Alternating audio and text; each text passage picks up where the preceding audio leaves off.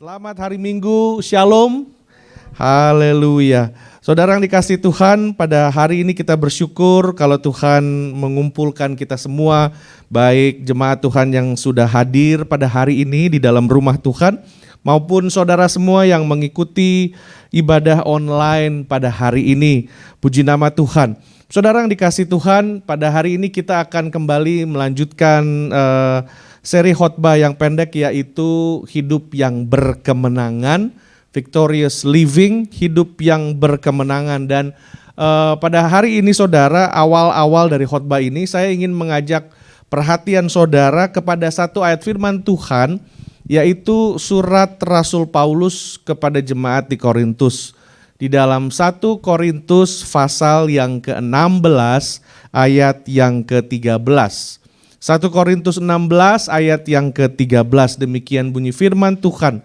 Berjaga-jagalah, berdirilah dengan teguh dalam iman, bersikaplah sebagai laki-laki dan tetaplah kuat. Jadi berjaga-jagalah, berdirilah dengan teguh dalam iman, bersikaplah sebagai laki-laki dan tetap kuat.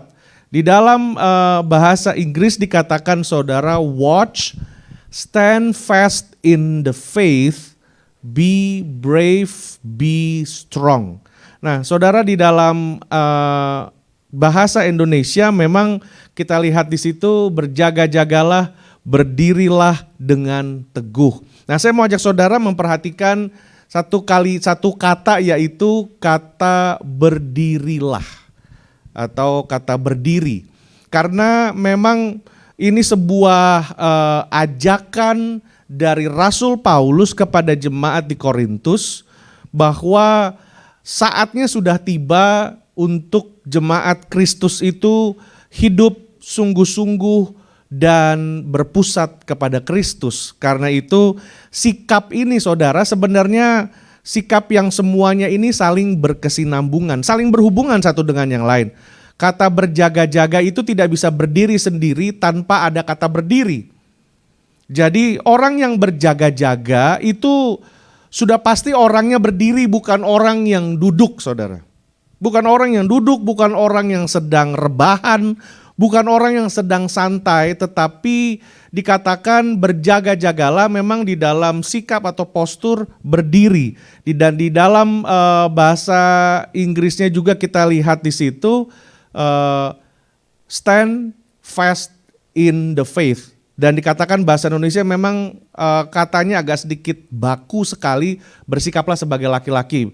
Padahal di dalam bahasa Inggris itu ada be brave, jadilah berani, dan jadilah kuat. Nah memang di dalam budaya orang Yahudi selalu kata keberanian itu selalu dihubungkan dengan laki-laki saudara.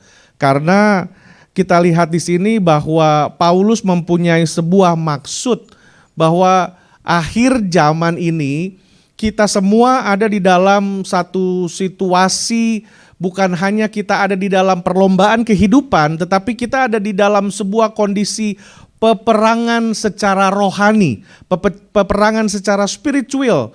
Karena itu diharuskan bagi kita untuk berjaga-jaga dan berdiri teguh di dalam iman. Nah saudara, kita lihat ada sebuah slogan ya, ada sebuah quote yang berkata, if you don't stand for something, you will fall for anything. Nah kedengarannya memang baik saudara. Jika kita tidak berdiri untuk sesuatu, maka kita akan jatuh karena apa saja. Jadi di dalam bahasa Indonesia dikatakan seperti itu. Tapi saya mau ajak saudara melihat lebih lagi, bahwa saya tidak katakan kalimat ini ada kesalahan atau hal yang lain, tetapi saya ingin saudara memperhatikan ada 3 hal yang harus kita perhatikan benar-benar apabila memang kita harus berdiri untuk sesuatu. Karena slogan yang seperti ini saudara memang kedengarannya atau kelihatannya baik, tetapi ada hal-hal yang harus kita perhatikan berkaitan dengan apa yang Rasul Paulus katakan. Jadi dari dikatakan di sini ada berjaga-jaga, berdiri di dalam iman, dan dikatakan berani dan tetap kuat. Nah, 4 sikap ini terhubung di dalam satu postur, yaitu sikap berdiri, saudara. Orang yang berjaga-jaga pasti berdiri. Dan firman Tuhan mau katakan kita harus berjaga-jaga dan berdiri teguh.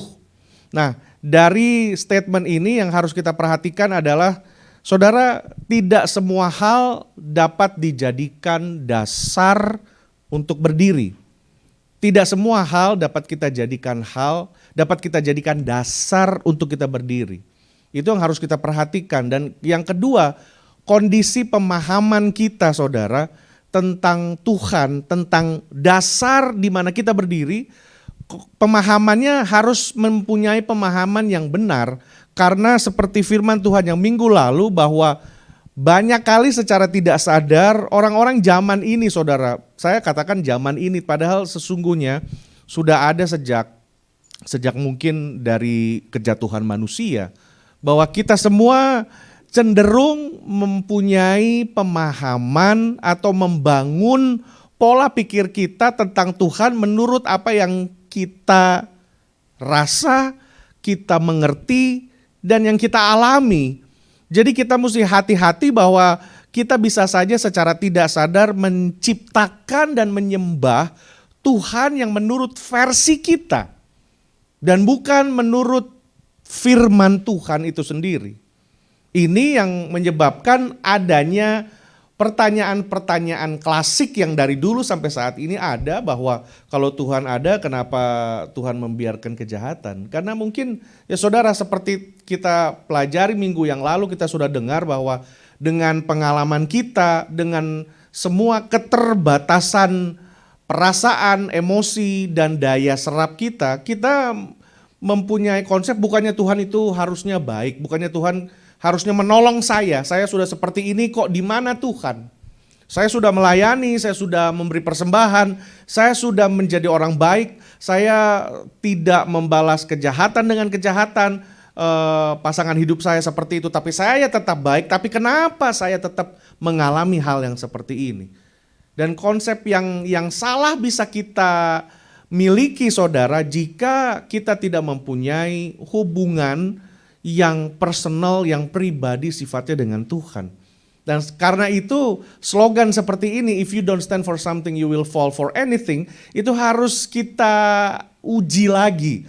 Nah, bagaimana cara kita mengujinya? Dengan memperhatikan 3 hal ini. Karena tidak semua hal dapat dijadikan dasar, dan kondisi semua tergantung dengan kondisi pemahaman kita. Dan yang terakhir, saudara, berdiri di atas, bisa saja kita berdiri di atas dasar pijakan yang salah, atau kita sama sekali tidak mempunyai dasar untuk berdiri. Kita tidak mempunyai dasar untuk berdiri, saudara. Nah, kita lihat di sini bersama-sama, watch, stand fast in faith, be brave and be strong. Nah, saudara, kita lihat bahwa dalam masa-masa ini, dalam abad, banyak orang yang khususnya dalam generasi ini, saudara, yang memang mempunyai agama, karena memang kita dilahirkan, banyak kita yang dilahirkan di dalam keluarga yang mempunyai agama. Hanya karena mereka dilahirkan dalam sebuah keluarga yang beragama, bukan berarti lalu mereka mengerti apa yang mereka percayai. Sama seperti saya dilahirkan di agama Kristen, tetapi saya tidak mempunyai hubungan, saya tidak mengerti apa yang saya percaya dan lain-lain. Karena itu hidup saya sebelum mengenal Tuhan, hancur lebur, saudara. Karena itu sekali lagi, banyak dari kita yang tidak mengerti bagaimana kita harus menjadi kuat, menjadi berani. Even we don't know how to watch, bagaimana harus berjaga-jaga, karena kita nggak mengerti dasar apa yang harus kita berdiri. Karena itu sekali lagi, saudara, kita mungkin dilahirkan di keluarga beragama dan lain-lain, tapi bukanlah sebuah jaminan di mana apa yang kita percayai itu kita mengerti, saudara. Dan kita lihat, berjaga-jagalah, berdirilah teguh dalam iman. Di situ kita lihat. Dan pertanyaan selanjutnya adalah, do you know what you believe? Apakah saudara tahu dan mengerti apa yang saudara percayai? Karena kalau kita bisa membaca firman Tuhan ini, oh watch, stand fast in faith, be brave and be strong. Semua orang bisa memperkatakan itu saudara. Tetapi sekarang yang menjadi pertanyaan adalah atas dasar apa? Kalau kita nggak punya hubungan, kita nggak mengerti apa yang kita percayai, kita bisa meng-apply segala sesuatu ini dengan sebuah pemikiran yang salah saudara. Bahkan gak punya dasar untuk berkata seperti ini. Sama aja saudara, ada sebuah ilustrasi bahwa ada anak mau pergi pesta, lalu anaknya ibunya bilang, "Nak, jangan lupa berdoa, hati-hati." Nah anaknya ini dijemput sama teman-temannya. Lalu anaknya ini ya karena anaknya dibesarkan di keluarga Kristen, ibunya yang memang mungkin punya hubungan mengerti akan kebenaran firman dan punya hubungan sama Tuhan, dan sebagaimana layaknya orang tua memberikan nasihat untuk anak-anak, karena berdoa dulu supaya perjalananmu selamat dan bisa pulang lagi, kamu mau pergi. Dan anak ini dengan teman-temannya dengan mudahnya tertawa-tertawa bilang, "Oh iya iya, nanti ya berdoalah biar Tuhan ikut kita, Tuhan bisa ikut di bagasi di belakang." Bercanda aja saudara seperti itu. Dan apa yang terjadi? Setelah itu polisi telepon ibu tersebut dan mengatakan anaknya sudah meninggal dalam sebuah kecelakaan. Dan kecelakaan ini satu mobil ringsek hancur, cuma bagasinya aja yang tidak lecet sedikit pun. Nah ini kan keluar dari sebuah pengakuan akan oh ya berdoalah sama Tuhan, tapi dia nggak mengerti apa yang dia percayai, dia nggak tahu apa yang dia percayai, main dia sebut oh iya Tuhan ikut ya, seperti stiker-stiker mungkin ada God is my co-pilot. Sebenarnya untuk apa dia jadi co-pilot you? Dan ada tulisan God is the honor guest, tamu terhormat. Sebenarnya juga saudara, either Tuhan yang menyetir hidupmu atau dia tidak ada sama sekali. Sebenarnya mesti begitu. Untuk apa dia jadi co-pilot? Dia ngikut apa katamu. Kamu mau bikin jahat, mau apa, suruh dia ikut terus, lindungi. Kamu mau mencuri, mau korupsi, mau bikin apa, oh Tuhan lindungi. Mau seperti itu. Atau juga oh Tuhan tamu kehormatan, apa dia cuma mau bertamu tok. Dia harus jadi pemilik rumah kehidupanmu saudara. Dia gak bisa hanya sebatas menjadi tamu. Kalau tamu dia hanya ada di ruang tamu. Gak mungkin tamu bisa jalan-jalan sampai di kamar tidur, duduk dan segala macam. Tuhan either dia menjadi pemilik, dia menjadi raja, atau dia bukan Tuhan sama sekali di dalam hidupmu. Amin saudara. Nah prinsip ini yang harus saya ingin saudara mengerti bahwa orang bisa aja bilang, oh beriman dong, oh bilang ini percaya sama Tuhan, berdoa dan bisa oke, nothing wrong with that. Tapi sekali lagi, punya dasar enggak gitu? Apakah saudara berkata seperti itu, oh beriman aja, oh berdoa dan segala macam, oh Tuhan pasti tolong dan lain-lain. Saudara punya dasar enggak? Maksudnya saudara mengerti apa yang saudara katakan? Atau saudara hanya katakan itu karena saudara sering dengar orang-orang di gereja ngomong itu? Atau sering dengar memang enaknya seperti itu, lebih kelihatan jadi orang rohani, lebih kelihatan kedengaran jadi orang baik, ngomongnya seperti itu, padahal saudara nggak punya pengertian sama sekali. Nah itu yang saya maksudkan, dasarnya apa untuk ngomong seperti itu? Karena sekali lagi saudara, kita bisa aja, oh if you don't stand for something, ya kalau saudara juga berdiri di atas sesuatu, tapi dasarnya itu bukanlah dasar yang teguh, hanyalah perasaan saudara, hanyalah keinginan saudara. Masa-masa ini banyak orang punya gerakan, ada sebuah movement, oh you have to stand for yourself. Ya kita memang harus berdiri buat diri kita sendiri, tetapi saudara, Tuhan sudah melakukan hal tersebut bagi kita. Itu yang harus kita mengerti. Makanya orang-orang yang biasanya you have to stand for yourself, kebanyakan adalah orang-orang yang pernah mengalami masa-masa atau hal-hal yang traumatis, orang yang pernah mungkin dikecewakan, dihianati. Nah, sekarang mesti berdiri dan menjadi seorang yang sombong dan arogan atas dasar kekuatan sendiri. Nah, itu bukan jadi dasar yang kuat, saudara. Kalau kita mau, anything is possible. Iya, anything is possible buat Tuhan. Buat kita, tidak. Kita ini makhluk yang serba terbatas. Ada banyak hal yang impossible buat kita, tapi kalau Tuhan yang jalan bersama kita, kita jalan bersama Tuhan, Dia yang akan melakukan hal yang impossible. Ini yang harus kita mengerti, saudara. Dasarnya, dasar yang seperti apa? Nah, karena itu gampang untuk kita, berjaga-jagalah dan berdirilah. Iya, dasarnya apa? Apakah hidup kita memang sudah benar? Apakah kita selama ini punya hubungan sama Tuhan? Kalau hidup kita nggak benar di hadapan Tuhan, kita hanya menjadi orang-orang Kristen yang CEO. Saudara tahu, CEO Christian. CEO artinya Christmas, Easter, and occasionally. Nah itu. Hanya waktu Natal, Paskah, dan waktu-waktu tertentu. CEO Christian.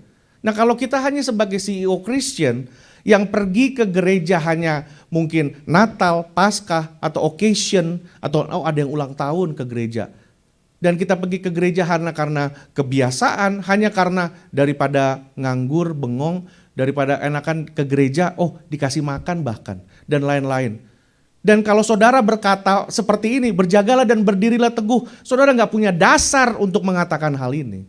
Karena saudara hanya memperlakukan Tuhan sama seperti orang lain yang pergi ke Gunung Kawi, yang mengandalkan dan menggunakan Tuhan hanya untuk supaya kebutuhan kita dapat kita dapatkan. Yang menggunakan Tuhan untuk kita menikmati hal-hal duniawi. Pada minggu yang lalu kita belajar seharusnya kita menggunakan hal-hal duniawi, menggunakan semua berkat Tuhan, semua kenikmatan yang Tuhan sediakan untuk menikmati Tuhan.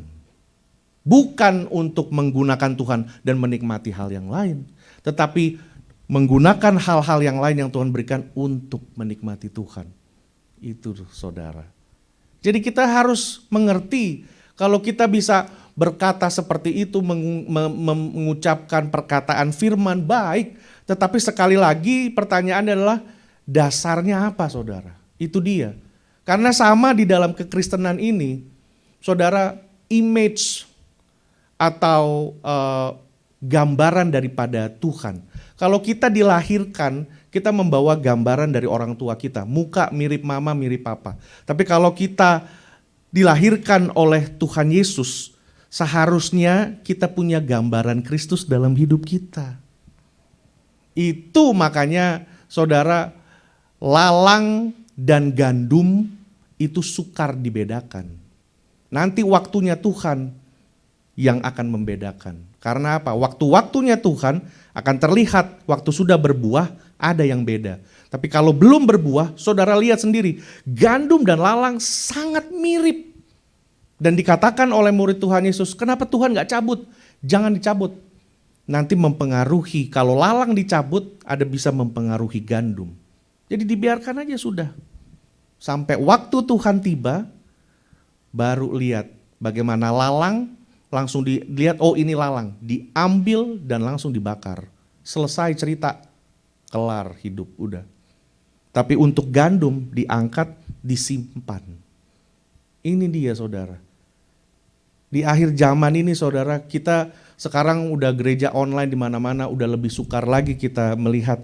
Makanya ada banyak kadang-kadang orang mengeluh, kok orang Kristen begitu ya? Bahkan sampai Mahatma Gandhi pun aturannya bisa masuk gereja karena orang yang penerima tamu di depan yang memandang remeh akhirnya tidak masuk ke gereja. Karena apa? Karena orang-orang bilang bukan Yesusnya, bukan ajaran Yesusnya yang masalah, tapi para pengikutnya. Ini dia saudara. Dan di dalam gereja ini saudara, kita selalu mau belajar dan mendidik, mempersiapkan, memuridkan orang-orang percaya supaya bisa bertumbuh. Bukan hanya yang menikmati hal dunia, menggunakan Tuhan untuk menikmati hal dunia, tetapi bertumbuh supaya kita dapat menikmati Tuhan dengan apa yang Tuhan berikan, saudara. Menggunakan apa yang Tuhan berikan untuk menikmati Tuhan. Sama juga, pada saat kita memperkatakan firman, kita tahu, kita mengerti apa yang kita percayai. Karena bukan kepintaran pikiran kita yang sanggup mengerti, tetapi adanya sebuah pengalaman pribadi, saudara. Ini yang akan membongkar dan mengubah segalanya. Karena itu dikatakan di sini bahwa berjaga-jagalah dan berdirilah teguh.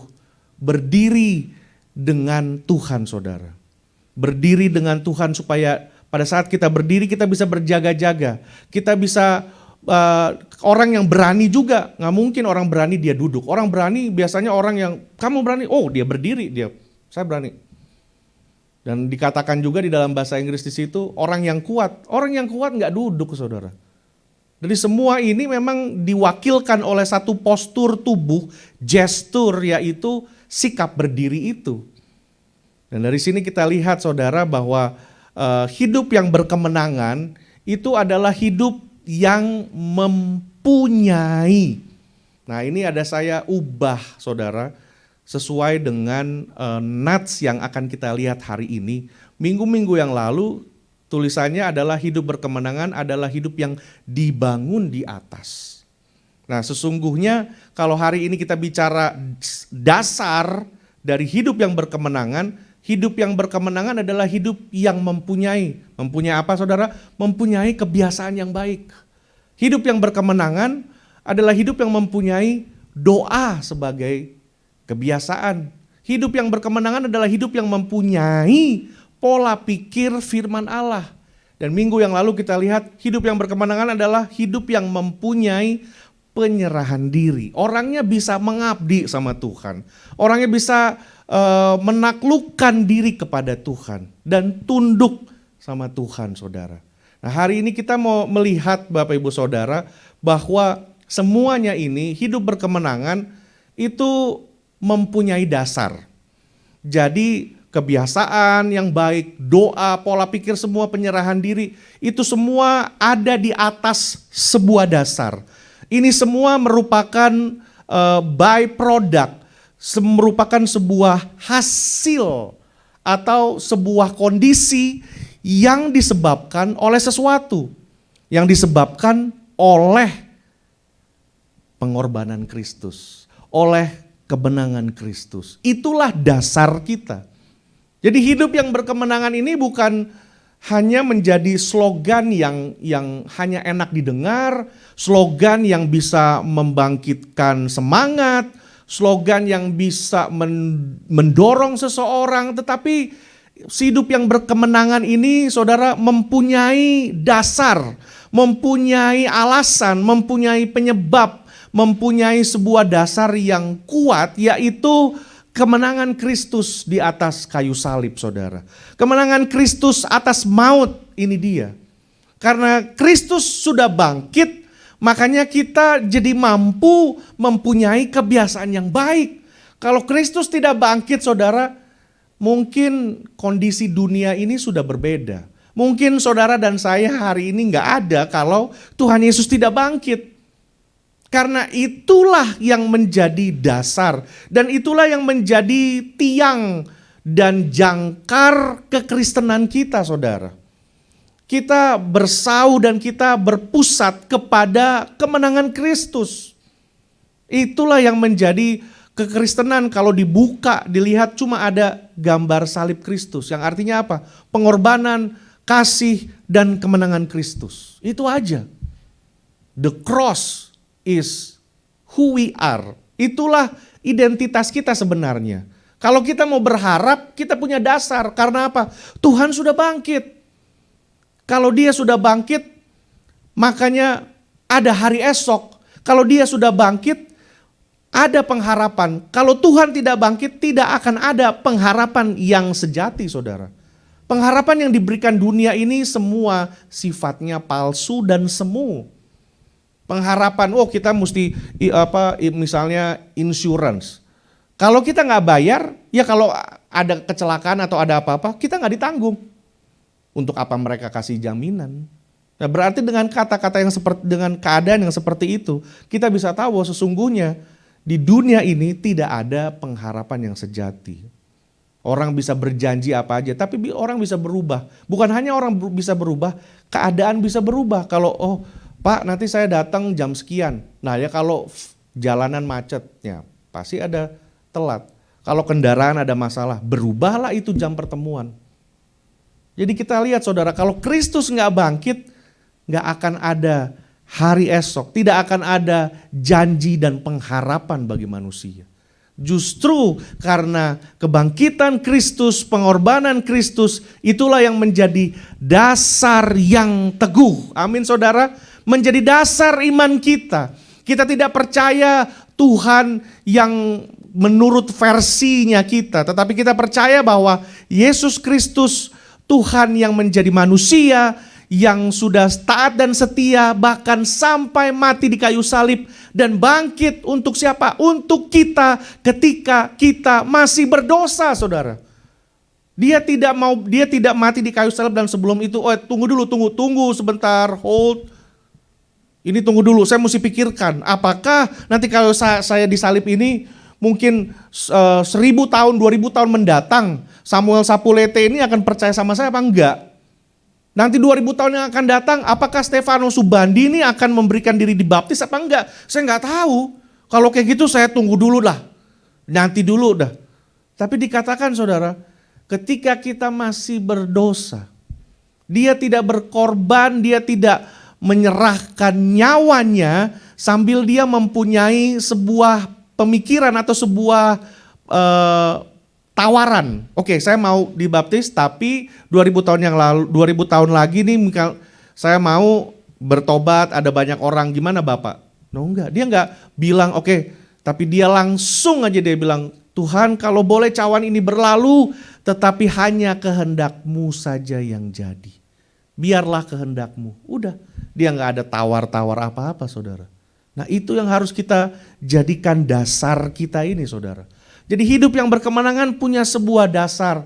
Dasar yang teguh, dasar yang kuat, dasar yang merubah kehidupan, merubah dunia ini.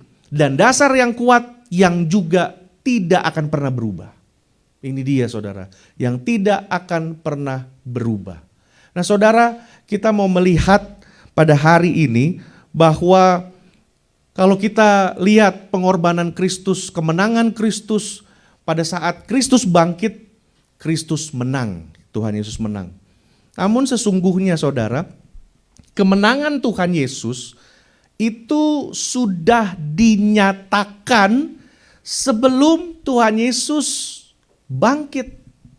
Sebelum Tuhan Yesus bangkit. Saudara, kemenangan di dalam bentuk-bentuk, contoh-contoh bentuk kemenangan di dalam dunia ini, ya kemenangan misalnya di dalam pertandingan saudara. Misalnya boxing, bertinju. Kalau yang satu udah dua-dua babak belur misalnya. Tapi nanti begitu waktu sudah selesai, juri memutuskan dan lain-lain, baru wasit pegang tangan kedua boxer ini petinju dan dia akan diberitahu oleh juri yang menang adalah A. Dan dia mengangkat tangannya si A. Ini dia yang menang. Kemenangannya dinyatakan. Nggak mungkin nanti dua bertinju, satu orang, wah saya ini menang, waduh udah begitu. Ada orang juga merayakan kemenangannya too early, terlalu cepat. Kalau saudara pernah lihat video mungkin yang dikirim oleh teman saudara di WhatsApp grup, kadang-kadang tuh ada pertandingan balap sepeda saudara. Ada satu udah paling depan, udah kira-kira dekat dengan garis finish. Dia mau sosokan angkat tangan dua-dua, tahu-tahu jatuh. Jatuh, yang lain bablas semua. Jadi dia udah mau, saya menang nih, tunggu dulu dong. Tunggu dulu. Nah, kemenangan yang Tuhan Yesus nyatakan saudara, itu jauh sebelum dia bangkit saudara. Nah kita mau melihat bagaimana Tuhan Yesus menyatakan kemenangannya, yaitu di atas kayu salib. Nah saudara, mari kita buka bersama di dalam Yohanes 19 ayat 28, 29 dan 30. Nah di sini dikatakan seperti ini. Sesudah itu, karena Yesus tahu bahwa segala sesuatu telah selesai, berkatalah ia, supaya genaplah ada tertulis dalam kitab suci, aku haus. Ayat 29, di situ ada suatu bekas penuh anggur asam, seperti cuka gitu ya saudara. Maka mereka mencucukkan bunga karang yang telah dicelupkan dalam anggur asam pada sebatang hisop, lalu mengunjuknya ke mulut Yesus, memberikannya kepada Tuhan Yesus. Nah, sesudah Yesus meminum anggur asam itu, berkatalah ia, sudah selesai. Lalu ia menundukkan kepalanya dan menyerahkan nyawanya. Nah, ini penting kalimat yang paling akhir ini ya saudara. Lalu ia menundukkan kepalanya dan ia menyerahkan. Jadi Tuhan Yesus mati itu bukan karena dibunuh atau terbunuh, tapi dia menyerahkan nyawanya. Itu yang menjadi perbedaan. Dia menyerahkan, he gave it away. Jadi dia yang menyerahkan. Tapi kalimat ini saudara, jadi kita lihat bahwa pada saat dia berkata aku haus, itu merupakan saat-saat terakhir di mana dia dengan anggur asam itu akan memberikan the last breath, artinya kekuatan terakhir buat Tuhan Yesus. Makanya dia minta buat minum, karena dia mau mengatakan sesuatu. Makanya dia katakan aku haus. Sebenarnya kalau dia gak mau mengatakan apa-apa, diem tunggu sampai dia udah saya serahkan nyawa aja lah gitu. Tapi setiap hal yang terjadi di atas kayu salib itu mempunyai arti dan mempunyai tujuan spesifik secara detail, punya tujuan dari segala sesuatu yang terjadi di atas kayu salib. Waktu Tuhan Yesus berkata aku haus, dia tahu sebelum dia akan berteriak, dia akan berkata-kata, karena orang yang tergantung itu kan paling sakit itu di dada saudara. Karena badan ini tergantung, semua beban tubuh akan tertumpuk kepada bagian dada. Dan ngambil napas dan lain-lain itu akan sangat berat dan dia tahu bahwa ini udah terakhir. Jadi dia bilang dia haus, dikasihlah anggur asam itu, diminumlah, mau pahit mau rasanya aduh udah gak karuan. Tapi dengan itu memberikan kekuatan terakhir untuk dia bisa mengucapkan sudah selesai. It is finished. Nah ini pernyataan, sebenarnya ini ucapan kemenangan saudara. Pernyataan kemenangan dari Tuhan Yesus. Pernyataan kemenangan dari Tuhan Yesus. Nah mungkin pada saat itu ya saudara, saya mau mengajak saudara membayangkan pada saat hal itu terjadi. Sudah selesai, di dalam bahasa aslinya itu dikatakan tetelestai. Sudah selesai, it is finished. Nah mungkin pasukan Romawi ini yang jaga di sekitar kayu salib ini, ya udah selesai, ya memang selesai. Hari ini sudah akhirnya tugas kita selesai nih, ya enggak bro. Tugas kita selesai nih ya, dengan satu orang ini yang sudah bikin masalah banyak, yang katanya mau membuat revolusi di sini, tapi selesai. Ya benar, katamu selesai, memang selesai. Dan tugas kita juga ini udah mau hampir selesai ya. Kita mesti bersiap-siap, ini udah sore, kita mau pulang, mau ketemu sama keluarga kita semua-semua. Mungkin itu yang jadi ucapan tentara Romawi saudara. Dan mungkin Pilatus juga yang mungkin kalau dia mendengar, dia mungkin akan pikir juga, wah syukurlah selesai dia bilang. Ini my political headache akhirnya finish juga. Kepusingan saya nih dengan semua ini akhirnya selesai. Ya benar, katamu selesai, ya selesailah itu situ. Dan juga dikatakan para pemimpin agama, orang-orang ahli Farisi, kalau mereka masih ada di sekitar salib, begitu Tuhan Yesus katakan tetelestai, mereka juga it is finished. Mereka juga pikir ya finish, selesai juga akhirnya. Ini orang yang mau bersaing sama kita. Ini orang yang pengikutnya udah lebih banyak dari kita nih. Akhirnya kita bisa selesaikan dia hari ini. Mungkin itu yang jadi pikiran mereka saudara. Orang-orang ahli Taurat dan pemimpin agama. Akhirnya ya benar. You got it right buddy. Dia bilang seperti itu. Finish, memang hari ini kita finish. Kita udah urusan semua ini yang bikin kamu mau bersaing sama kita, udah kita selesaikan. Dan bahkan murid-muridnya, kalau ada mungkin Yohanes di situ yang dekat dengan Tuhan Yesus, yang ada di sekitar salib, mungkin juga dia dengar atau dia cerita dengan murid-murid yang lain, sudah selesai. Murid-murid yang lain mungkin murid-murid dengar, ya wes selesai, ya selesai juga lah hidup saya lah. Selesai sampai di sini aja nih ya, katanya guru mau membawa kita kepada kerajaannya, mau membuat Israel bangkit dan lain-lain. Ya selesai sampai di sini. Selesailah harapan kita, selesailah hidup kita lah sampai di sini. Udah selesai. Mereka takut, mereka kecewa, mereka marah dan segala macam, saudara. Dan bahkan mungkin iblis akan juga berkata, I won, saya menang. Lihat, saya bisa bunuh Tuhan itu. Saya menang. Tapi perhatikan saudara, yang Tuhan Yesus katakan adalah it is finished. Dia nggak mengatakan I am finished. Tapi dia mengatakan it is finished. Sudah selesai. Nah, saudara, menarik pada hari ini, saya akan membawa perhatian saudara bahwa kata yang asli yang Tuhan Yesus sebutkan adalah tetelestai.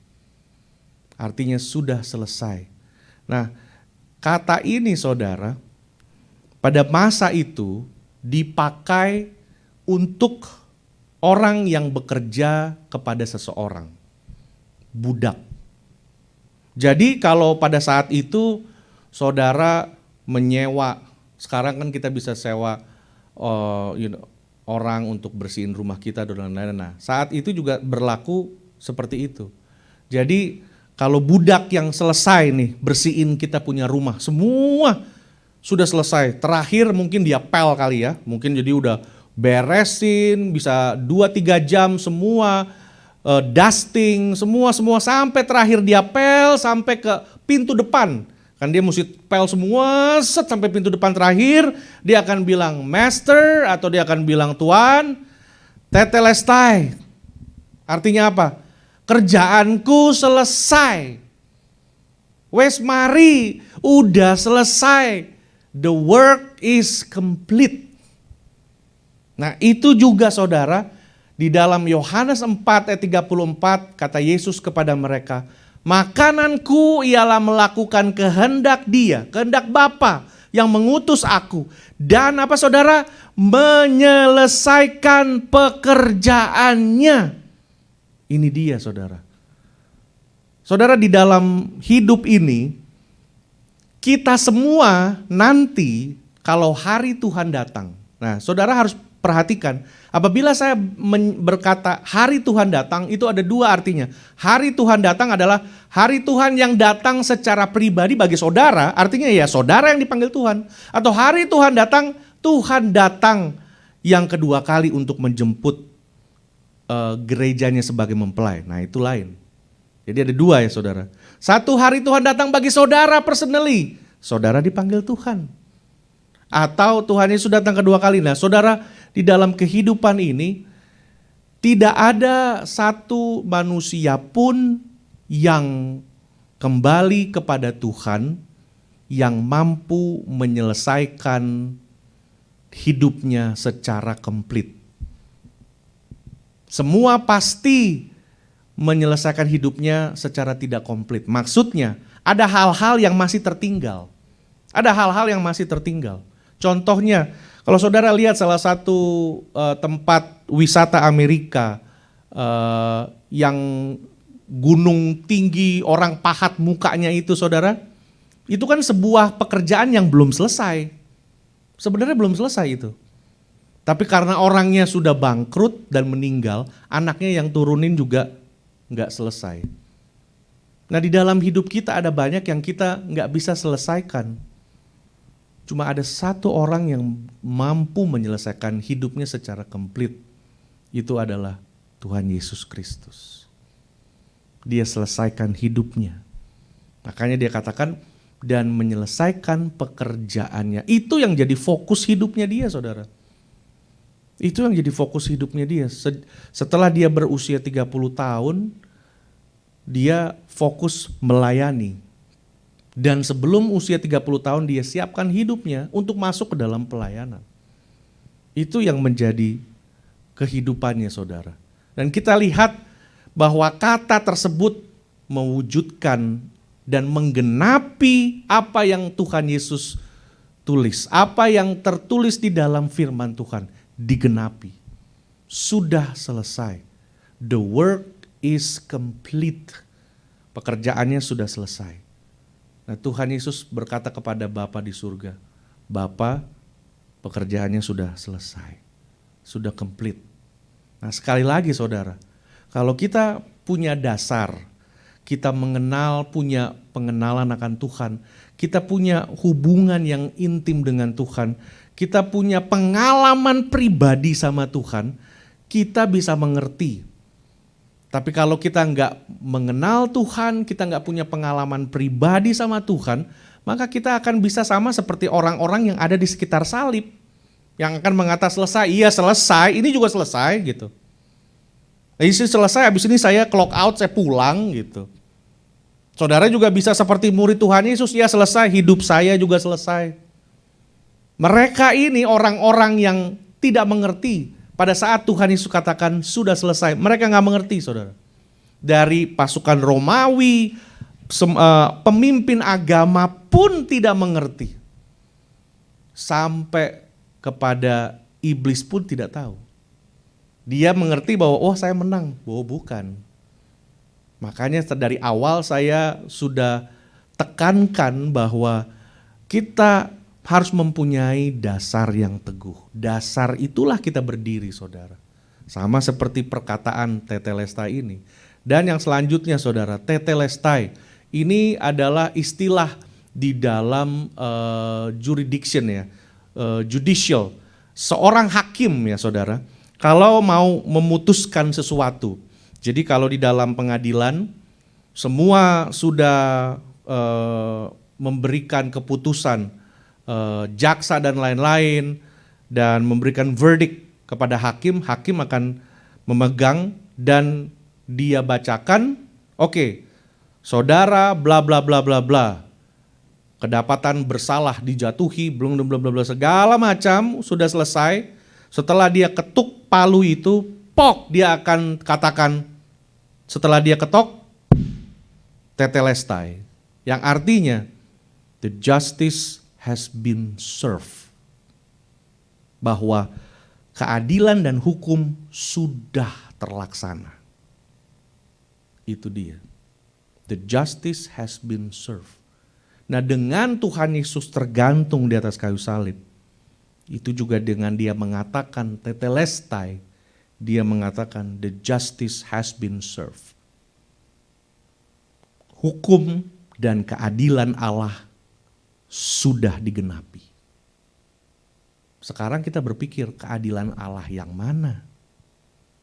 Kalau kita mau pikir Tuhan Yesus sudah mau berkorban bagi kita sebelum sejak kita masih berdosa, itu sebenarnya gak adil, saudara.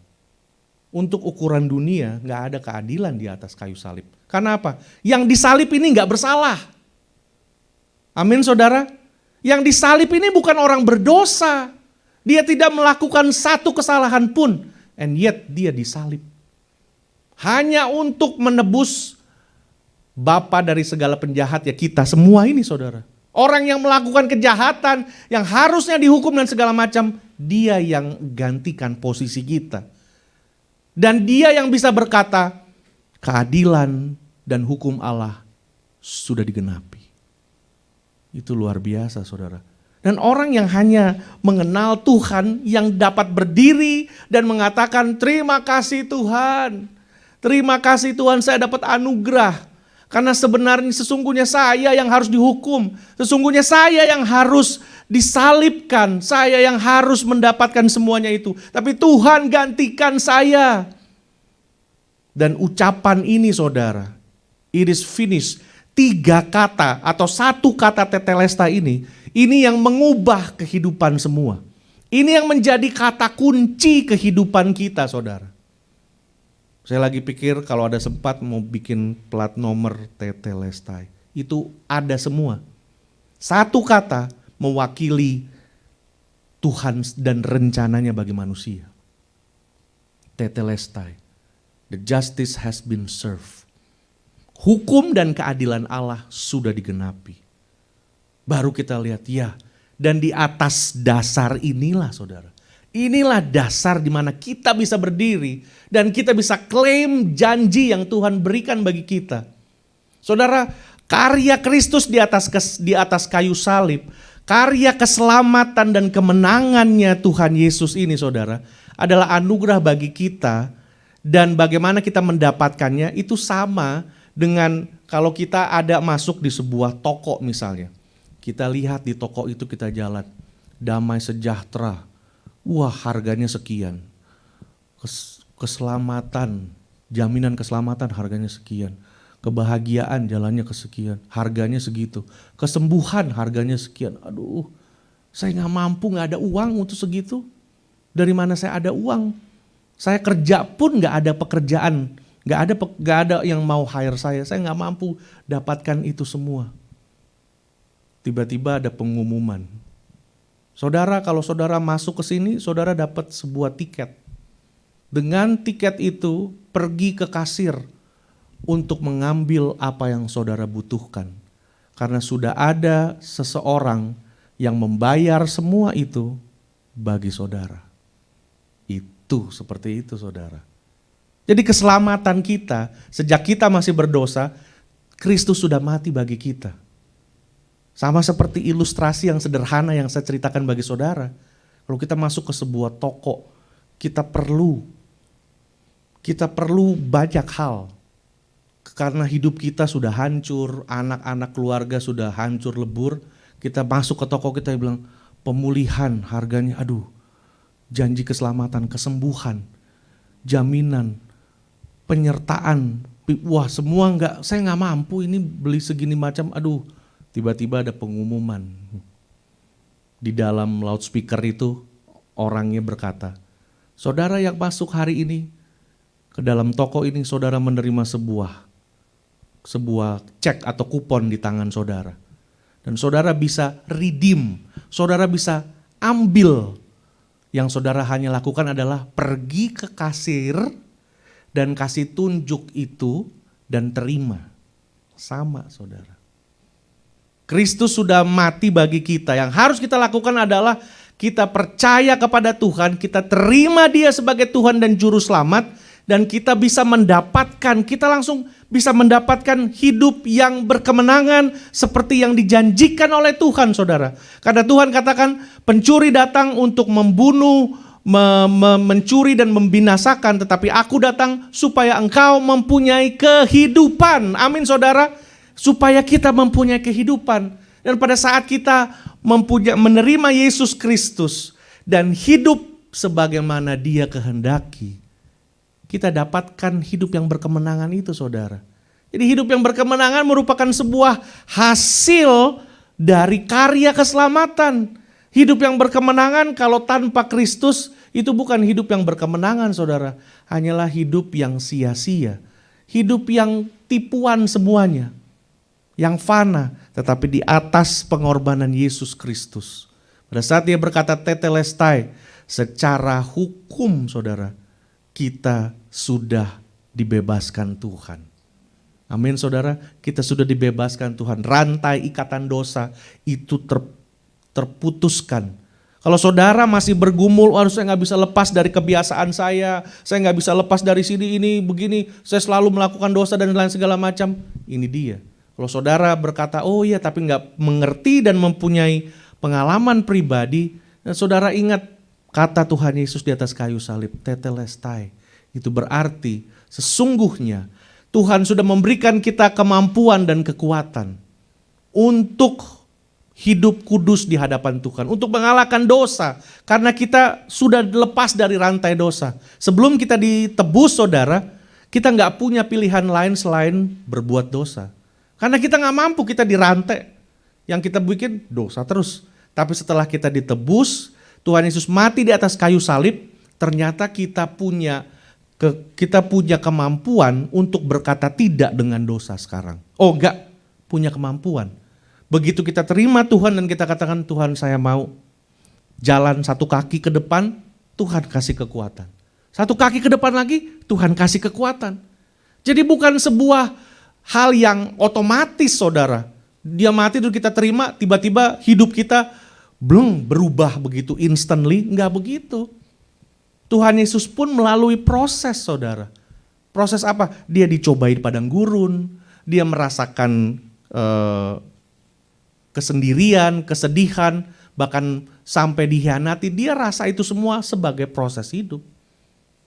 Dan sama seperti kita, itu makanya kita mau klaim kita punya keselamatan, kita punya hidup yang berkemenangan, datang kepada Kristus. Kalau orang katakan kalau ada kejahatan banyak di dunia, kenapa kok Tuhan tinggal diam? Sama seperti ilustrasi itu.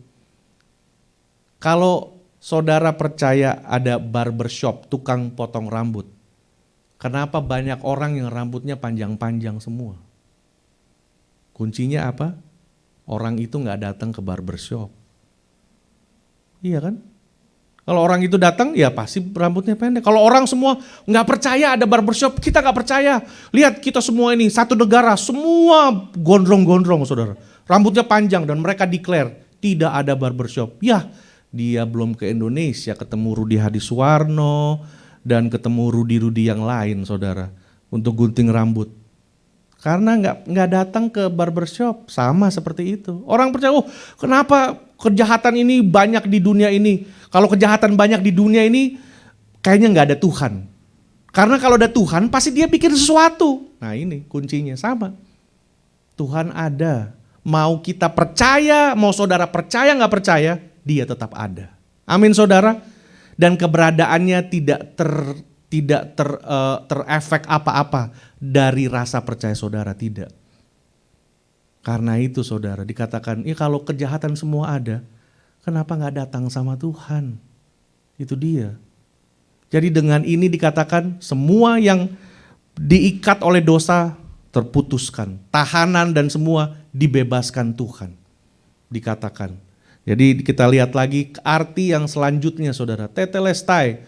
Itu juga ada sebuah kata atau istilah dalam bisnis. Nah di dalam orang jual beli ya saudara, surat-surat dagang itu pada akhirnya itu kalau sudah dibayar, saya beli keledai dari Pak Stefano, ada surat dagangnya. Begitu sampai berapa Pak? Harganya 10 ekor ayam. Nah, saya tukarkan dengan 10 ekor ayam. Ditulislah di situ, dicap tetelestai yang artinya paid in full. Lunas terbayar. Tidak seperti mungkin beberapa tempat di Indonesia yang dicap kredit 30 tahun, enggak begitu. Tiap bulan bayar $1, enggak ada. Tapi langsung dicap tulisannya tetelestai. Karena ada banyak penemuan, saudara bisa Google sendiri ya, atau lihat di Geographic Channel dan lain-lain, History Channel. Ditemukan banyak sekali papirus-papirus dari zaman Tuhan Yesus, bahkan dari sebelum zaman Tuhan Yesus. Papirus-papirus, kertas-kertas dari pohon itu namanya papirus ya saudara. Ditemukan banyak di situ dari teks. Dan dikatakan teksnya sudah dibayar dan banyak cap itu dengan tulisan tetelestai. Artinya paid in full, sudah dibayar. Saudara bayangin, kita ini sudah ditebus Tuhan lunas saudara. Lunas, dibayar lunas oleh darah Yesus. Karena itu kalau kita masih hidup, aduh gimana ya besok ini COVID kok nggak selesai di India bahkan begitu, udah di India begitu banyak juga lo katanya yang dari sana lari kemana-mana, lari ke Indonesia, lari ke sini, wah aku nggak mau kalau dia lari ke rumahku, ya jangan nggak bisa dong saudara ya. Dia wah semua ketakutan ini gimana nanti pekerjaan semua, anak-anak cucu-cucu saya dan lain-lain, saudara kekhawatiranmu tentang masa depan, kekhawatiranmu, ketakutanmu tentang segala sesuatu sudah ditangani oleh Tuhan. Amin saudara. Dia yang sudah pegang, dia yang urus. Karena kebangkitannya saudara, karena dia mengatakan sudah selesai, karena itu ada hari depan. Ada kebangkitan, ada pengharapan saudara. Ada pengharapan karena sebuah kata yang diucapkan Kristus yaitu tetelestai. Sudah dibayar lunas. Sudah selesai saudara. Dan dari situ kita lihat yang terakhir ini saudara.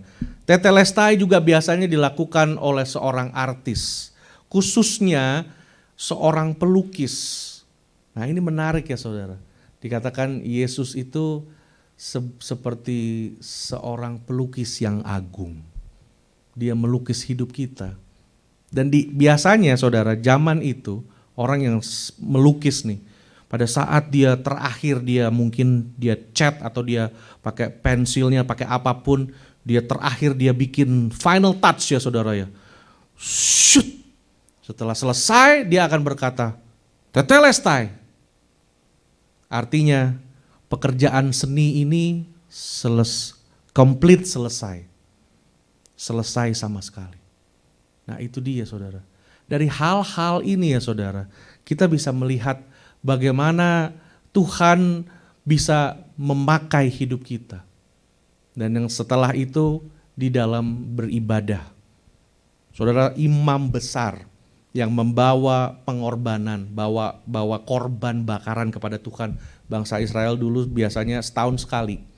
Jadi imam besar ini dia setahun sekali dia persiapkan segala sesuatu. Dia masuk ke tempat ruang maha suci. Dia masuk ke situ setahun sekali bawa korban. Dan waktu dia bawa korban, dia akan berkata, tetelestai. Sudah selesai. Artinya ini dia. Korban yang dikorbankan. Pengorbanan sudah digenapi. Saudara, kalau kita lihat bagaimana Tuhan menyelesaikan tugasnya. Itu berarti sekarang kita bisa menyelesaikan tugas kita saudara. Saudara lagi melakukan sesuatu dan apa saja, kita dimampukan Tuhan untuk menyelesaikan apa yang Tuhan berikan bagi kita. Kalau tetelestai itu ada di dalam secara hukum, saudara kita mesti sadar bahwa status kita sudah berubah. Kita bukan menjadi tersangka, bukan menjadi yang harusnya dihukum, tapi kita menjadi ahli waris. Ada status yang berubah. Kalau dengan ucapan tetelestai saudara, kita punya hidup sudah ditebus. Secara lunas sudah dibeli. Yang artinya saudara, hidup kita ini kalau kita mau menerima Yesus sebagai Tuhan dan Juru Selamat, hidup kita ini udah bukan punyanya kita lagi. Amin saudara. Kalau saudara ada jual mobil misalnya, orangnya beli, nih berapa pak jualnya? 5.000, oke 5.000 US dollar ya saudara, bukan 5.000 rupiah. 5.000 rupiah dapat sedotan mungkin sekarang. Jadi 5.000 bayar, lunas tek, dikirim Venmo semua sudah dapat. Tapi kita nggak bisa, saya boleh pakai lagi mobil saya pak? Itu kan udah jadi milik saya dong pak. Udah bukan punya saudara lagi. Sama seperti itu. Kalau saudara sudah menerima Yesus Kristus sebagai Tuhan dan Juru Selamat, saudara harus mengerti bahwa hidupmu bukannya aku lagi, bukannya milikmu. Makanya tadi saya katakan, kalau dia cuma jadi tamu terhormat, untuk apa? Kalau dia cuma jadi co-pilot, dia duduk di bangku passenger, saudara yang nyetir. Untuk apa? Saudara belum terima Tuhan itu. Kalau saudara sudah terima Tuhan, harusnya saudara hidupmu bisa orang lain melihat bahwa wah orang ini beda ya. Orang ini gak kayak orang-orang lain. Sudah bukan diri kita lagi saudara. Dari situlah bahwa kita mampu hidup berkemenangan. Karena apa saudara? Kalau bukan hidup kita lagi, dalam banyak hal kita sebenarnya bisa marah. Tapi kita bilang, pasti yang tersinggung yang lebih sakit hati Tuhan, bukan saya. Kalau ada orang menghina saudara dan lain-lain, saudara marah dan lain-lain, saudara ingat aja ini. Yang punya hidupmu bukan engkau lagi, Tuhan. Karena Tuhan yang punya hidupmu, karena itu khawatir juga sebenarnya, saudara udah jangan bikin khawatir lagi. Karena firman Tuhan katakan, khawatir itu yang dilakukan bangsa-bangsa yang tidak mengenal Tuhan. Ya kalau hidupmu Sudah ditanggung sama Tuhan, saudara. Sudah dimiliki oleh Tuhan. Dia tahu kan apa kebutuhan kita selama kita ada di bumi ini. Ini bukannya wah, Tuhan kan Tuhan tahu saya punya anak, punya ini, punya ini. Dia bilang, saya tahu kan yang punya hidupmu sekarang saya. Saya bertanggung jawab. Nah untuk itulah saudara. Saudara mau khawatir, saudara mau apa, ingat tetelestai ini saudara. Dia yang sudah memiliki hidupmu. Yang sudah dibayar lunas. Dan itu pun saudara kalau mau bikin apa-apa saudara jadi mikir, kan bukan hidup saya lagi ya ini. Sudah dimiliki Tuhan, saya gak bisa bikin itu Saudara mungkin ada kesempatan buat korupsi, buat apa, buat segala macam, merubah angka dan segala demi untuk saudara. Ya saudara masih hidup seperti itu tadi, menggunakan Tuhan untuk menikmati dunia. Tapi kan kalau hidup sudah milik Tuhan, harusnya menggunakan berkat Tuhan yang di dunia ini untuk menikmati Tuhan. Karena dia yang memiliki hidupmu saudara. Udah bukan kita lagi. Nah apabila saudara melihat tetelestai, sudah selesai karya itu. Saudara, Tuhan katakan, aku tahu rancangan yang ada padaku mengenai kamu. Yaitu rancangan dan rencana, bukan rancangan-rancangan kecelakaan dan kejahatan, tetapi rancangan damai sejahtera. Dia pelukis dan dia penulis hidupmu saudara. Dia yang rancangkan semua hal yang baik bagi saudara. Aku tahu rancangan yang ada padaku mengenai engkau. Bukan rancangan kecelakaan tetapi rancangan damai sejahtera. Amin saudara. Dia yang sudah menulis hidupmu. Tetelestai, begitu Tuhan Yesus katakan tetelestai, masa depanmu berubah. Amin saudara. Jalan ceritamu akan berubah. Sebelum Tuhan Yesus katakan tetelestai, mungkin iblis ada di samping engkau bilang, lu katanya murid Tuhan tuh, itu lihat tuh. Itu rajin-rajinlah beribadah ya, itu sekarang rugi. Nah sekarang rugi, udah habis rugi, sekarang kamu sakit. Udah gituin terus sama iblis saudara. Mau jadi apa itu, lihat anakmu begitu, aduh lihat gak bener cucu. Selalu seperti itu. Tapi jika saudara saat-saat ini sedang bergumul, saya mau katakan di dalam otoritas kuasa firman Tuhan. Saat Tuhan Yesus mengatakan tetelestai, Tuhan mengatakan bahwa akulah yang merancang kehidupanmu.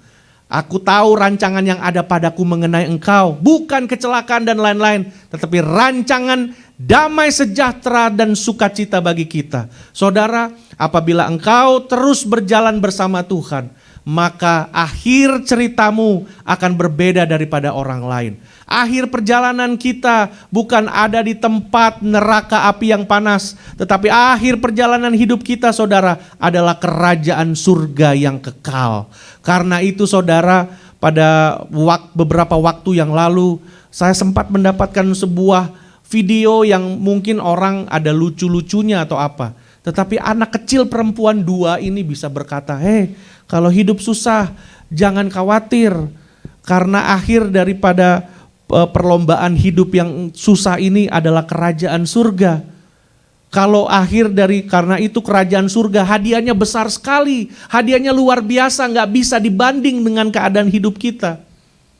Kalau hadiahnya kecil, maka juga kita akan mengalami cobaan juga yang kecil. Kalau kamu mau hidup enak-enak, gak mau melalui tantangan pergumulan, gak mau memikul salib, hadiahnya bukan kerajaan surga. Mungkin hadiahnya cuma payung sama foto, itu aja. Tapi dikatakan karena hadiahnya besar saudara, kemuliaan yang menantikan kita tidak sebanding dengan penderitaan kita hari ini saudara. Karena itu apabila saudara sedang bergumul dengan di dalam keluargamu, di dalam hidupmu saudara, ingat bahwa apa yang sedang saudara hadapi saat-saat ini, Tuhan katakan, aku yang sudah memberi kemenangan. Amin saudara. Dia yang sudah menganugerahkan kemenangan bagi kita. Kalau kita datang kepada Kristus, kita datang kepada kasir itu, maka kasir itu, oh iya Pak selamat. Bapak menang, Bapak dapat semua ini karena ada orang yang sudah bayar bagi saudara. Amin saudara. Itu yang dilakukan Kristus. Kalau dikatakan tetelestai, dan itu juga apabila kita datang kepada Tuhan hari Minggu, tiap-tiap hari kita mau datang beribadah sama Tuhan. Karena kita mengerti bahwa tetelestai, Tuhan yang sudah jadi imam besar agung bagi kita. Amin saudara. Dia yang sudah membawa dirinya kepada Bapa di surga. Bapa, saya korbankan diri saya. Saya serahkan diri saya. Supaya manusia-manusia ini semua akan selamat. Karena kasih Bapa bagi mereka. Nah apabila saudara kita sadar itu, kita nggak akan bisa saudara. Kita nggak akan tahan hanya cuma menjadi orang-orang Kristen yang CEO. CEO Christian, Christmas, Easter, and occasionally event. Nggak tahan karena kita tahu, Tuhan yang sudah mati bagi kita, dia mempersembahkan dia yang adalah imam besar. Karena dia imam besar saudara, dia yang berdoa bagi kita. Imam besar di bangsa Israel, dia berdoa dan dia melayani bangsa Israel. Dia mewakili bangsa itu di hadapan Bapa di surga. Dan sama seperti Yesus Kristus. Dia yang sudah berdoa bagi kita. Dia yang memanjatkan syafaat bagi kita. Karena itu jangan perlu takut dan khawatir saudara. Hidup kita sudah ditebus, status kita sudah diubah. Masa depan kita ada di dalam tangan Tuhan.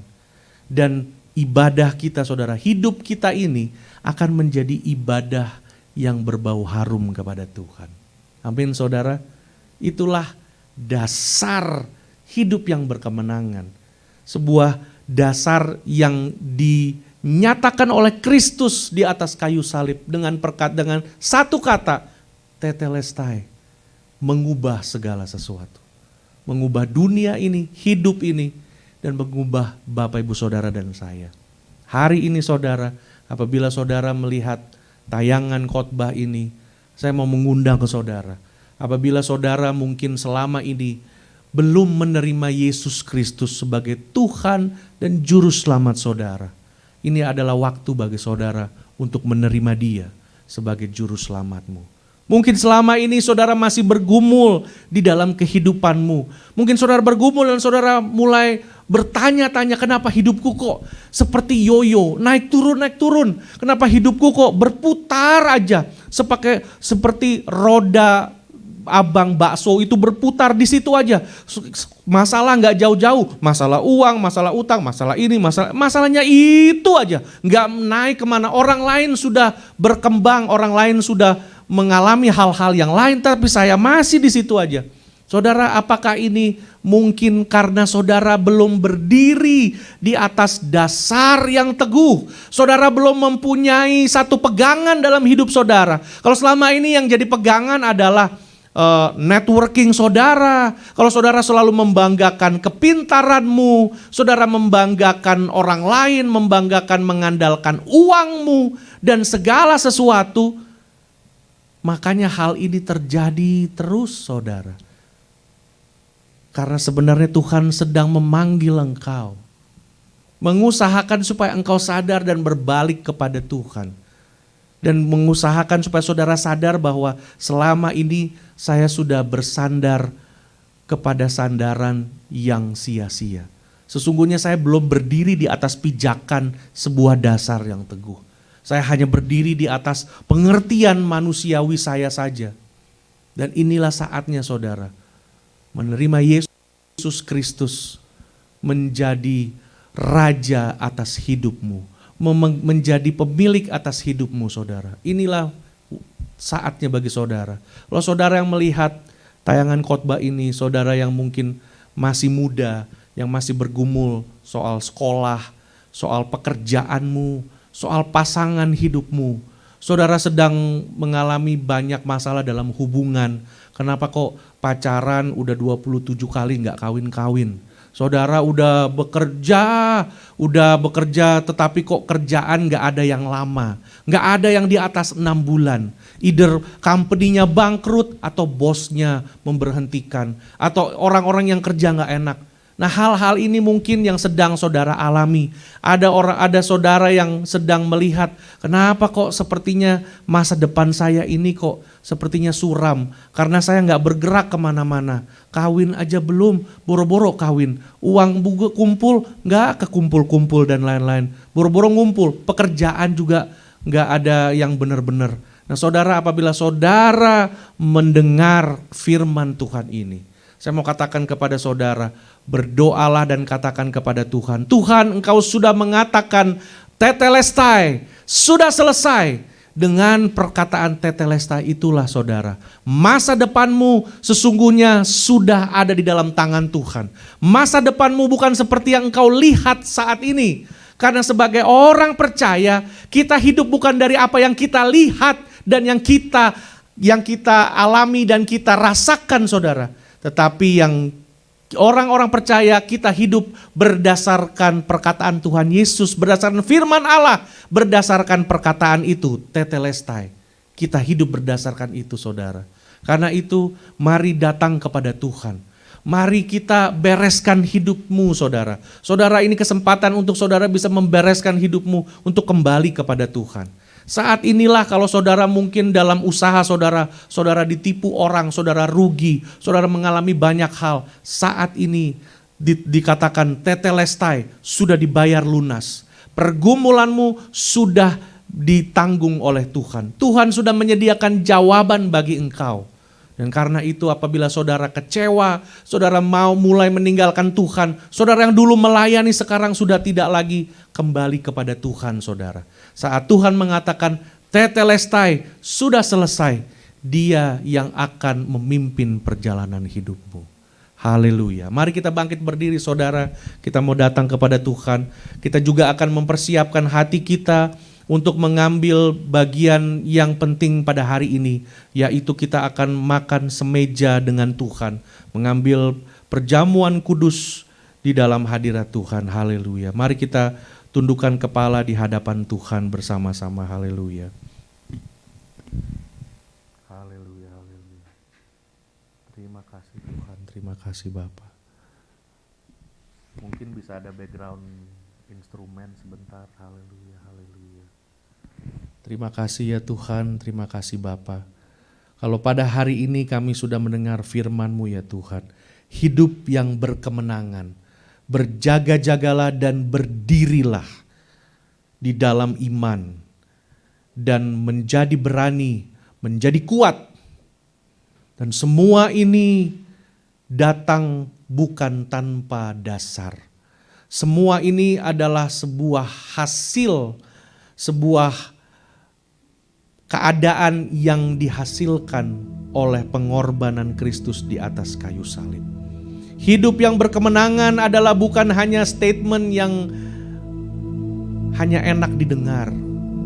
Hidup yang berkemenangan bukan hanya menjadi seperti mimpi yang tidak akan pernah tercapai.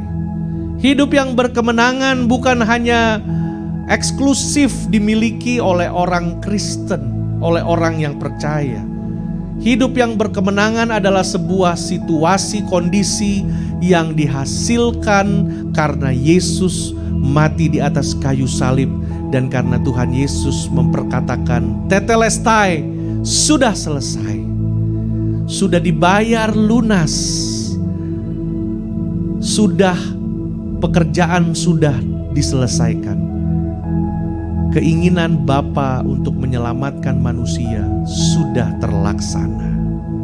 Janji Tuhan sudah digenapi. Tetelestai, hutang-hutang sudah terbayar lunas. Tetelestai, status kehidupan kami sudah berubah. Tetelestai, masa depan dan rancangan hidup sudah dijamin oleh Tuhan Yesus. Karena Dia adalah pelukis yang agung dalam kehidupan kita. Tuhan, kami mengucap syukur kalau pada hari ini Tuhan melalui Roh-Mu yang kudus, kami dibukakan kebenaran firman. Bagaimana perkataan Kristus yang tampaknya sederhana, bahkan orang-orang yang ada di sekitar salib pun tidak mengerti. Untuk itu kami tidak mau menjadi orang-orang yang tidak memahami, yang gagal paham akan Tuhan. Karena kami tidak punya persekutuan, tidak punya hubungan, tidak punya pengalaman secara pribadi bersama dengan Tuhan. Kami mau menjadi orang-orang yang mampu memperkatakan perkataan firman karena kami mempunyai dasar yang kuat. Kami mempunyai dasar yang teguh, yaitu Yesus Kristus yang sudah mati bagi kami. di mana kami menerima Yesus sebagai Tuhan dan Juru Selamat. Dan dari situlah hidup kami berubah. Karena sesungguhnya bukan kami lagi yang memiliki hidup kami, tetapi Kristus yang menjadi pemilik hidup kami. Untuk itulah hidup kami dapat dan mampu mendapatkan hidup yang berkemenangan. Bukan hanya menjadi slogan, tetapi menjadi sebuah realita di mana hidup kami adalah hidup yang berkemenangan. Karena Kristus yang sudah memberikan kemenangan itu bagi kami. Dikatakan kami lebih daripada orang-orang yang menang, karena Yesus Kristus yang sudah mati dan bangkit bagi kami, mengalahkan maut dan mengalahkan kematian. Terima kasih ya Tuhan, terima kasih Bapa. Kami berdoa Tuhan kepada semua orang yang menyaksikan tayangan khotbah ini. Kapanpun mereka menyaksikan, kami berdoa biarlah kebenaran kuasa firman Allah mampu berbicara kepada mereka, sehingga dengan Roh Kudus mereka akan menyerahkan hidup mereka kepada Tuhan, menerima Yesus sebagai Tuhan dan Juru Selamat di dalam nama Yesus. Dan biarlah Tetelestai boleh terjadi di dalam hidup mereka, saudara. Tetelestai akan terjadi di dalam hidupmu, jemaat-jemaat Tuhan yang hadir pada saat ini. Hamba berdoa di dalam nama Yesus, biarlah Tetelestai akan terjadi di dalam hidupmu, di dalam nama Yesus. Di dalam keluargamu, rumah tanggamu, pasangan hidupmu, anak-anak, cucu-cucu, cicitmu, mertua, menantu, besan akan mengalami Tetelestai yang datang daripada Tuhan. Terima kasih Bapa, terima kasih Tuhan. Terima kasih ya Tuhan, dan pada saat ini kami akan masuk untuk mengambil perjamuan kudus tubuh dan darah Kristus, di mana semua ini akan disempurnakan ya Tuhan. Di dalam nama Tuhan Yesus Kristus. Haleluya. Amin. Haleluya. Terima kasih Bapak Ibu Saudara. Silakan duduk. Saudara yang mengikuti tayangan ini dari rumah bisa mempersiapkan roti dan anggur. Dan saudara yang sudah hadir di gereja, kita akan mempersiapkan diri terus ada dalam hadirat Tuhan. Nanti para pelayan Tuhan bisa maju ke depan untuk memimpin kita dalam penyembahan untuk menerima tubuh dan darah Kristus. Saya memanggil Pak Samuel Gosal dan Pak Leo Tehumuri untuk maju ke depan. Haleluya, haleluya. Mari kita tundukkan kepala bersama di hadapan Tuhan, saudara. Bapa dalam surga, kami berdoa biarlah tubuh dan darah Kristus ini Tuhan menjadi satu perjanjian yang baru, satu anugerah, satu ketetapan Allah yang akan berlaku dalam hidup kami. Tetelestai akan berlaku dalam hidup kami ya Tuhan.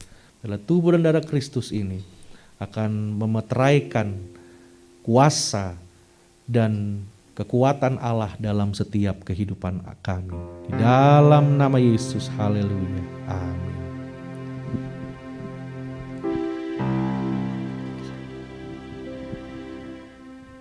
Ya, terima kasih. Haleluya, haleluya. Nanti pemimpin pujian akan memimpin kita di dalam menyembah Tuhan.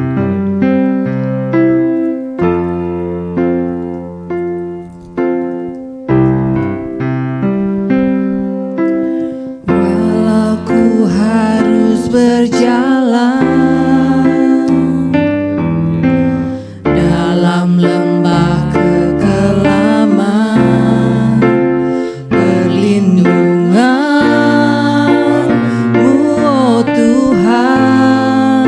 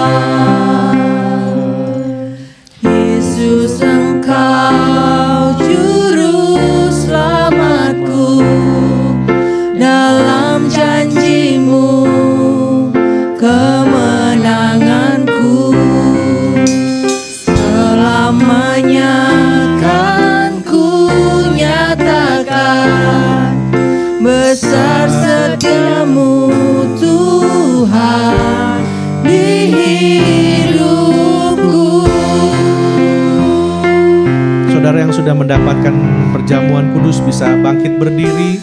Yesus, Engkau juru selamatku, dalam janji-Mu kemenanganku, selamanya akan ku nyatakan besar setiamu Tuhan di hidupku.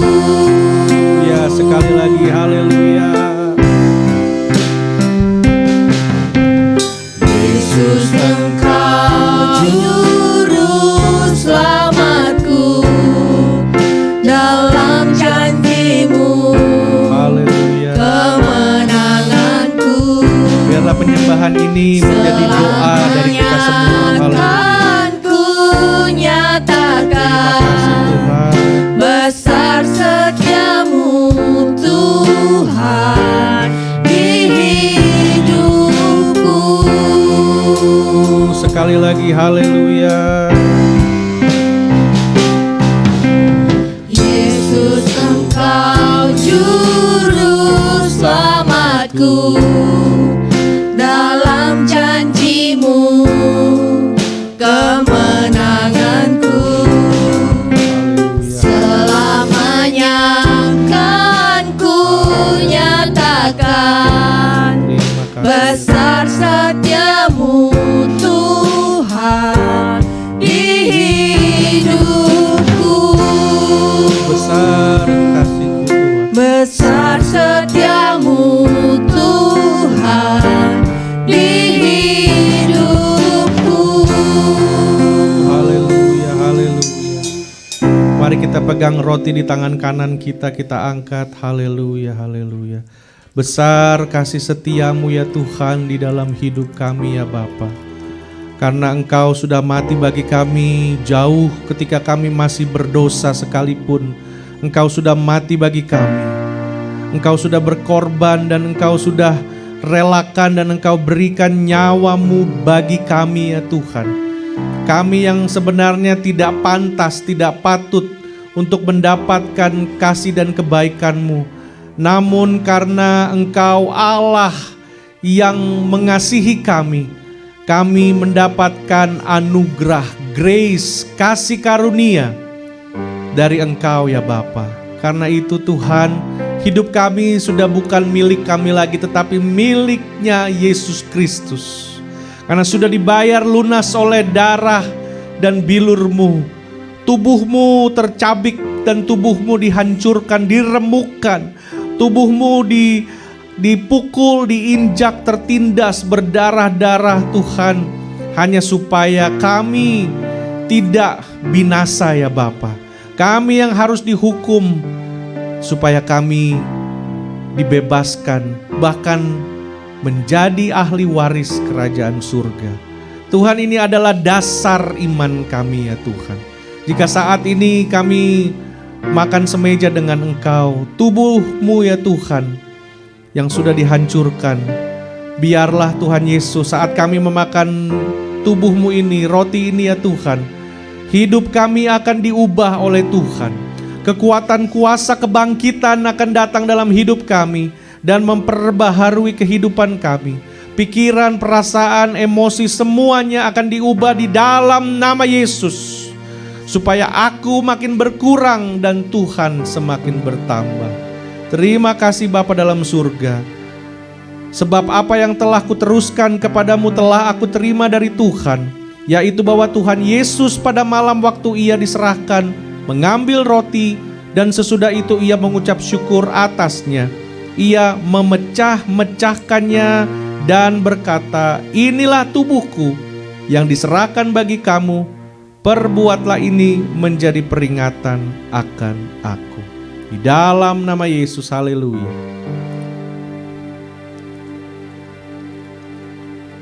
Mari kita ambil cawan di tangan kanan kita. Haleluya, haleluya. Terima kasih Tuhan. Kita angkat. Terima kasih Tuhan atas darah-Mu, atas bilur-bilur-Mu yang sudah tercurah ya Tuhan. Terima kasih atas kasih dan kebaikan-Mu. Kami berdoa Tuhan, biarlah pada saat ini darah Kristus dan bilur-bilur Kristus akan menyucikan hidup kami. Dosa pelanggaran kami, segala macam keangkuhan hidup kami akan dipatahkan di dalam nama Yesus, supaya biar Engkau yang menjadi Tuhan dan Raja atas hidup kami ya Bapa. Terima kasih ya Tuhan. Demikian juga ia mengambil cawan sesudah makan, lalu berkata, cawan ini adalah perjanjian baru yang dimeteraikan oleh darahku. Perbuatlah ini setiap kali kamu meminumnya, menjadi peringatan akan aku. Di dalam nama Yesus, haleluya, haleluya. Terima kasih ya Tuhan, terima kasih Bapa. Nanti saya minta dengan hormat Pak Leo T. Humuri akan berdoa mewakili jemaat Tuhan, haleluya. Haleluya, haleluya, terima kasih Tuhan. Mari kita berdoa. Kudus, kudus, kuduslah Engkau Bapa yang ada di surga. Kudus, kudus, kuduslah Engkau. Kami bersyukur ya Tuhan. Kami bersyukur ya Tuhan. Kami bersyukur ya Tuhan. Pada saat ini Engkau masih memberikan kami kesempatan ya Tuhan, datang bersama-sama jemaat-Mu untuk mengadakan perjamuan kudus ini ya Tuhan Yesus. Engkau yang kudus, Engkau yang kudus, Engkau ditikam atas pemberontakan kami, Engkau diremukkan atas kejahatan kami.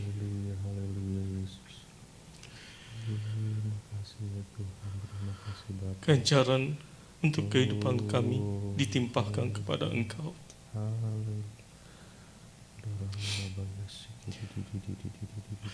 Tapi rahmat-Mu yang besar telah melahirkan kehidupan berdasarkan kebangkitan-Mu dari antara orang-orang mati, dan kehidupan yang memberikan pengharapan ya Tuhan. Dan pengharapan ini biarlah pengharapan yang bertujuan untuk berhidup berkemenangan. Amin Tuhan. Semuanya ini mungkin ya Tuhan Yesus, karena Engkau telah mengatakan tetelestai Tuhan. Amin. Terima kasih ya Tuhan Yesus. Tetelestai, lunas. Makanya ini kami adalah milik-Mu ya Tuhan. Amin. Amin. We are totally surrender to you Lord. Jadilah kehendak-Mu atas kami masing-masing ya Tuhan Yesus. Dan biarlah selalu Engkau ingatkan kami ya Tuhan Yesus.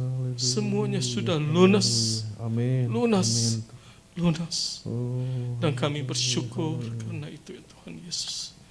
Kami bersyukur kami mempunyai Tuhan yang datang untuk melunasi setiap ganjaran hidup kami. Terima kasih Tuhan Yesus. Di dalam nama-Mu yang kudus kami berdoa dan mengucap syukur. Haleluya. Amin. Amin. Terima kasih Pak Leo. Haleluya, haleluya. Puji nama Tuhan saudara. Silakan duduk Bapak Ibu Saudara. Saudara diberkati Tuhan pada hari ini. Haleluya, puji Tuhan. Kita senantiasa berdoa saudara, biarlah setiap kita mendengar firman Tuhan, Tuhan boleh menyentuh hati dan roh kita, bahkan hidup kita senantiasa boleh diubahkan menjadi seperti Kristus. Puji Tuhan saudara. Dan setelah ini kita masih ada di dalam hadirat Tuhan. Kita akan mendengarkan beberapa pengumuman dari Pak Samuel Gosal. Silakan, Tuhan Yesus memberkati.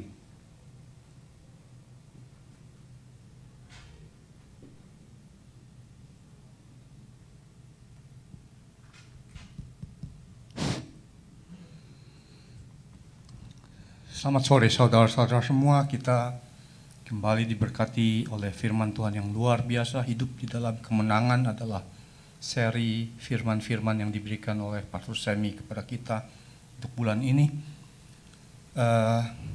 Hidup di dalam kemenangan. Kalau saya imagine atau membayangkan kemenangan itu selalu ada di dalam satu pertandingan.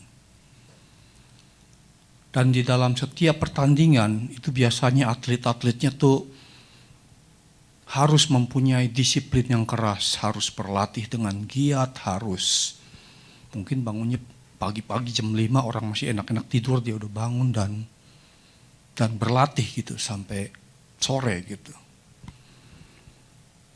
Jadinya hidup berkemenangan itu adalah hidup untuk orang-orang yang mempunyai disiplin, untuk orang-orang yang mempunyai kemauan untuk mempunyai kemenangan. Nggak ada orang yang mau menang tapi bermalas-malasan, nggak melakukan apa-apa, tapi menang. Kalau begitu semua orang juga mau, ya nggak? Dan pada hari ini, saya lihat di dalam slide Pastor Semi, hidup berkemenangan itu ada 4 kebiasaan yang baik. Dan barusan saya bilang kebiasaan yang baik itu di dalam hidup berkemenangan adalah orang-orang yang mempunyai berkeinginan atau mempunyai keinginan untuk menang. Jadinya mempunyai disiplin yang keras. Dan yang kedua doa. Kalau saudara-saudara percaya doa itu kita harus lakukan tiap hari, setiap saat. Dan kalau kita lakukan doa itu setiap hari, setiap saat, itu namanya apa? Disiplin. Disiplin. Dan pola pikiran firman Tuhan. Pola pikiran firman Tuhan itu seperti apa? Ada nggak orang yang mempunyai pikiran seperti Tuhan itu selalu pikirannya negatif terus? Wah, orang itu jelek, wah, orang itu begini, orang itu begitu. Pola pikiran Tuhan adalah pola pikiran yang positif, yang melihat seseorang, yang melihat sesuatu dari segi yang baik. Iya enggak? Enggak ada orang yang anaknya Tuhan yang declare he is son of God. Selalu lihat orang dari segi yang negatif. Orang itu lihat aja tuh kelakuannya apa ya. Orang yang mempunyai pola pikiran firman Tuhan adalah orang yang mempunyai pikiran yang selalu positif. Dalam segala hal. Mungkin di dalam berita-berita yang buruk, dia tetap berpikiran positif. Jadinya pada hari ini kita diberikan firman Tuhan untuk mempunyai pikiran yang positif, mempunyai disiplin. Saya setiap kali mengunjungi satu funeral, selalu atau kebanyakan either Katolik atau Protestan, firmannya itu selalu mengenai pertandingan, menyelesaikan pertandingan, ya enggak? Ya tante ya, selalu menyelesaikan pertandingan dan selalu menang. Dan itu yang kita mau sebagai anak-anak Tuhan untuk hidup berkemenangan. Hidup berkemenangan itu orang yang mempunyai disiplin, disiplin di dalam doa, disiplin di dalam segi positif dengan pikirannya Tuhan. Itu yang Tuhan mau. What a nice sermon today. Kita diberkati dengan firman yang luar biasa. Amen to that. Dan seperti biasanya saudara-saudara, saya akan memberikan announcement untuk saudara-saudara yang tertarik untuk memberikan perpuluhan. Saudara-saudara bisa masuk di dalam faithful@gmail.com dan bisa menggunakan Zelle atau Venmo. Dan untuk saudara-saudara yang terpanggil untuk memberikan cash atau cek bisa menghubungi saya. Nomor telepon saya tertera di dalam screen saudara-saudara semua. Hari Sabtu yang baru saja berlalu kita tidak ada care group, tetapi untuk minggu depan tanggal 8 Mei kita akan mengadakan care group.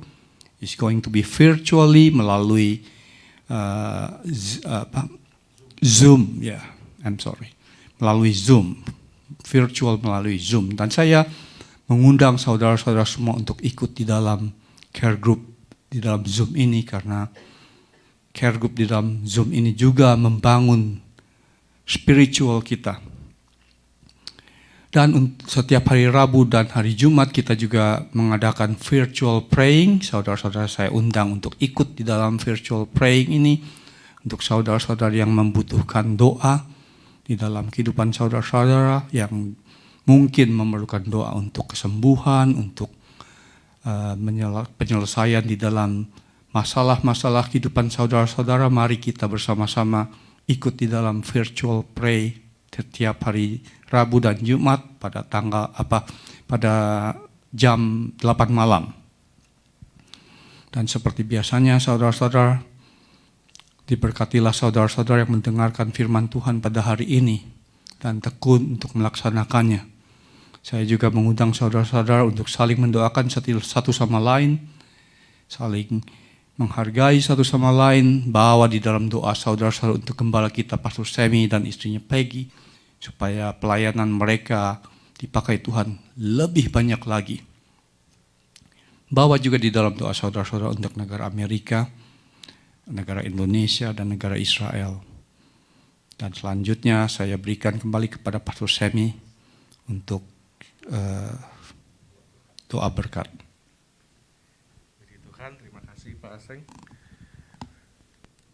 Baik Bapak Ibu Saudara, sebelum kita tutup di dalam doa, saya ingin juga mengucapkan banyak terima kasih bagi saudara sekalian yang sudah memberikan persembahan, perpuluhan, ucapan syukur bagi kami yang sudah kami terima.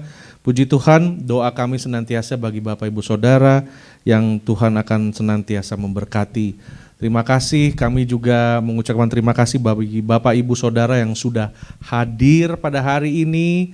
Tuhan Yesus memberkati semuanya.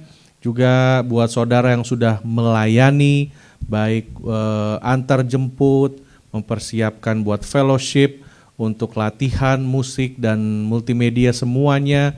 Juga untuk Bapak Ibu yang sudah melayani, kami mengucapkan terima kasih. Juga Tante Sin, terima kasih untuk pelayanan doanya tiap-tiap hari.